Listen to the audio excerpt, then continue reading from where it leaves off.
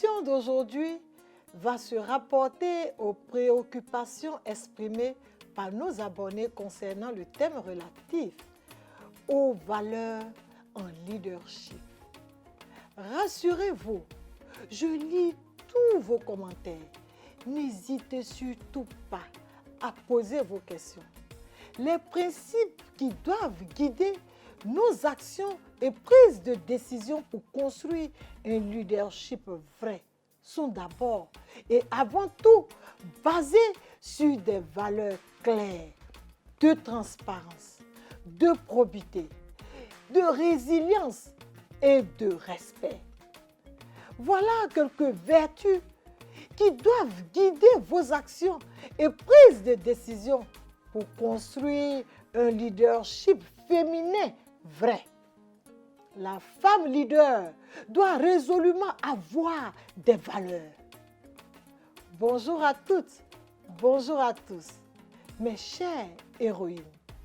Aujourd'hui, nous allons interagir et répondre à quelques préoccupations qui nous ont été directement posées à travers nos plateformes de communication.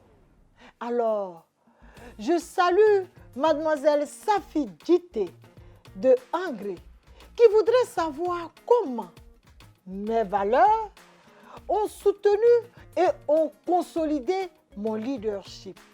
Merci à mademoiselle Safi pour cette belle question. En d'autres termes, elle voudrait savoir en quoi mes valeurs, moi bien entendu, ont encadré mon influence politique. Très belle question. Cela n'est vraiment pas compliqué. Il faut juste que la femme leader sache qu'elle peut occuper et jouer sainement son rôle sans être manipulée, ou plus grave, sans être la servante multitâche de qui que ce soit. C'est en cela que j'exhorte les femmes à briser certains clichés traditionnels, certaines images négatives qui les définissent comme des partisans du moindre fort. Alors que, Safi, je reste convaincue que la femme, quand elle veut, elle peut s'affirmer dignement et proprement. À cet effet, j'avais déclaré dans une de mes émissions, si vous vous souvenez, que la femme leader évolue grâce à son entre-gens et non par son entre-jambe. Oui, il faut refuser ce cliché négatif. Pour ma part, mes chères héroïnes, pour construire et polir ma personnalité politique, malgré les intimidations de tout genre que vous pouvez imaginer, les diffamations sur ma vie privée à travers les canaux des réseaux sociaux, des menaces verbales allant souvent jusqu'à des attaques physiques, n'ont pas réussi à me détourner de mon objectif, n'ont pas réussi à me faire quitter le terrain, n'ont pas réussi à me faire abandonner le terrain. Bien au contraire, cela a contribué à renforcer ma détermination, à jouer mon rôle et à exercer mon leadership politique en tant que femme. Je vous assure que, ayant tenu bon face à leurs propositions indécentes qui auraient pu m'affaiblir et m'assujettir, j'ai bien au contraire réussi à me bâtir et à imposer le respect. Oui, mes chères héroïnes, parce que votre fierté en tant que femme leader est de savoir qu'après avoir été recalés dans leurs propositions indécentes, ils cherchent à vous faire passer pour une femme légère et immorale. Bien entendu, sachant eux-mêmes intérieurement qu'ils ont honteusement tenté et échoué.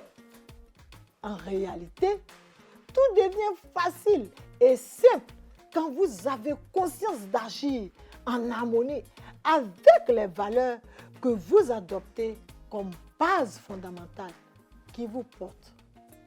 Je pense avoir donné quelques esquisses de réponse à mademoiselle Dité. Et je voudrais remercier Massi Bamba de Cocody, qui, ayant posé une question qui se rapporte à la précédente, trouvera sa réponse dans ce développement que je viens de faire. Et donc, nous allons passer à la préoccupation émise par M. Pierre Ponté du côté de Cocody, qui voudrait savoir comment des principes peuvent nous porter quand nous n'avons aucune moralité. De prime abord, il faut savoir qu'un bon leader a le devoir d'impacter positivement son environnement. J'y insiste. Surtout quand on est un leader féminin, il faut chercher à influencer favorablement les autres. Il est important d'avoir en soi un minimum de bonne moralité, des valeurs d'humanisme. Alors, M. Ponté, une certaine discipline de vie s'impose à tous, mais surtout et particulièrement à nous, en tant que femmes leaders exerçant en politique ou en entrepreneuriat. Au risque de voir son image entachée négativement pour peu, les femmes leaders doivent doublement faire attention, car le monde politique et entrepreneurial sont très exigeants, en ce sens que leur réputation peut être facilement écorchée pour peu. Ils sont aux aguets pour écorner votre image. Mes chères héroïnes, je vous invite donc à épouser des valeurs nobles, empreintes de sagesse pour impacter positivement votre environnement. Pour revenir à notre slogan, femmes, osons briser les préjugés, osons nous engager, osons donc. Retrouvons-nous le jeudi prochain pour un autre numéro du rendez-vous de l'honorable Adjaratou. Merci et à bientôt.